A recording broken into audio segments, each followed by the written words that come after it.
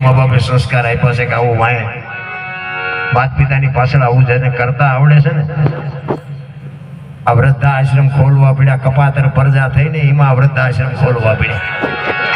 હું તો ગમે ત્યાં પ્રોગ્રામમાં જાઉં ને, હું કોઈ કલાકાર નથી, પણ સુરદાસજી મહારાજ અરે મારે કંઈક જૂનો નાતો હશે તો જ મારે અહીંયા આવવાનું થયું હોય, કંઈક અમારું કંઈક પડ્યું હશે પ્રભાવનું.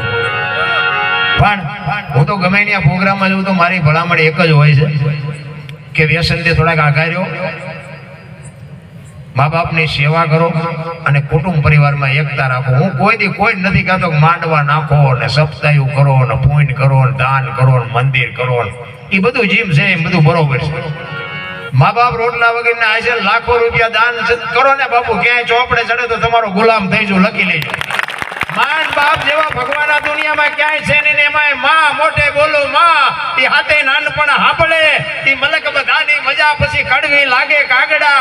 જેને એક દેહ ચૂહી અને તમારો મારો દેહ બનાવ્યો હોય, એક લોહીનું તમને મને દૂધ કરીને પાયું હોય, તમારું મારું જતન કર્યું હોય, મોઢામાંથી કોળિયા દઈને મોઢા કર્યા હોય, લીલે માં હુએ ને તમને હુકે હુવાડ્યા હોય, મારો ડીકો ને ઈ દીકરા જો રોટલા નો દે ઈ પરજા હોય તો શું, ન હોય તો શું, ભલામણા ફેર.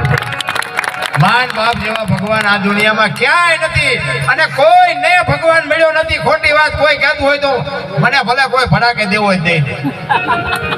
ભગવાન કોઈને મળ્યો નથી. મા બાપના આશીર્વાદ જ તમને ભગવાન સુધી પુગાડે. લખવું હોય તો લખી લેજો. સવારમાં તમે કોઈ પણ કાર્ય કરો, માને બાપને પગે લાગીને જાવ, જો કામ ન થાય તેથી મારી છાતીમાં ડામ દઈ દો. ભલા મા બાપ જેવા બાપુ આશીર્વાદ વિધિના ચકડા ફેરવી નાખે. હું છે ને, હું મારી થોડીક વાત કરી દઉં 2 મિનિટ. હું ખટારાનો ડ્રાઈવર છું, જોકે અત્યારે નથી આવતો. ખટારાનો ડ્રાઈવર તો ઓગણી મેં કોમ કહેવાય ને. કોઈ રાજ્ય મારું જોયા વગરનું બાકી નથી. આ તમારું પાવાગઢની આ બધા રોડ જ એમ ઘસ્યા છે. પણ કહેવાનો મારો મિનિંગ શું છે?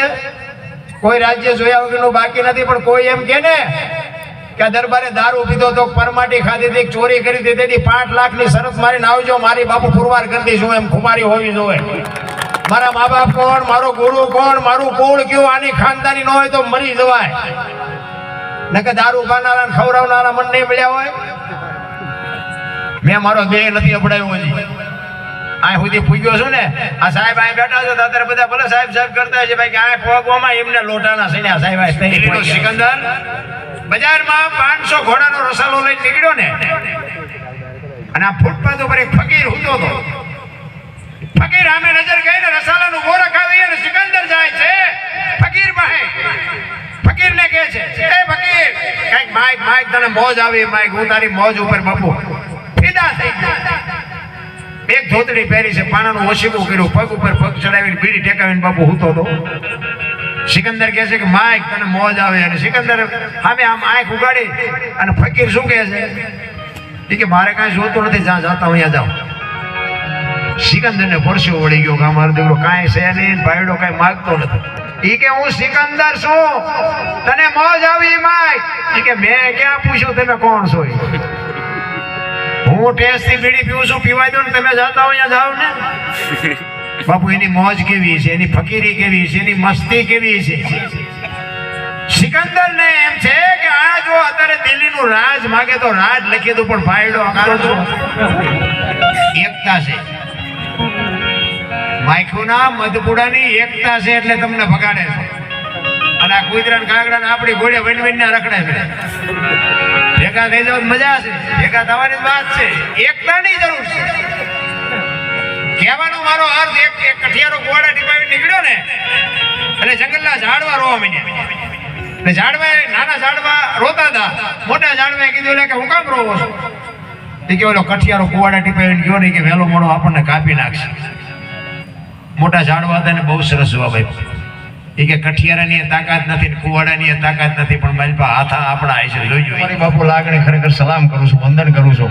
ભજનની 1-2 કડી કરી અને પછી મારી વાણીને વિરામ આપું, કારણ કે ઘણા બધા છે અને સમય થોડો વધારે થઈ ગયો છે. જોકે બધા ઝાઝા કલાકાર છે અને મને સમય મોડો મળ્યો, નગર ભાઈ કે ડાયરાને બઠા કરી દે તમને મોજ જ કરાવે. ના એ તો પછી આપણે બીજી વાર કરીશું, કાંઈ વાંધો નહીં. પણ જો મહાપુરુષો છે ને, સુરદાસજી બાપુની ચોથી પુણ્યતિથિ બાપુ જે દર વર્ષે જે એના ભાવ પ્રમાણે જે ભાવથી એની લાગણી એના સંતાનોની જે કઈ લાગણી છે જે મોતથી જે આનંદ કરાવે છે ખરેખર ધન્યવાદ છે. પણ મારું કહેવાનું એ છે કે તમે હવે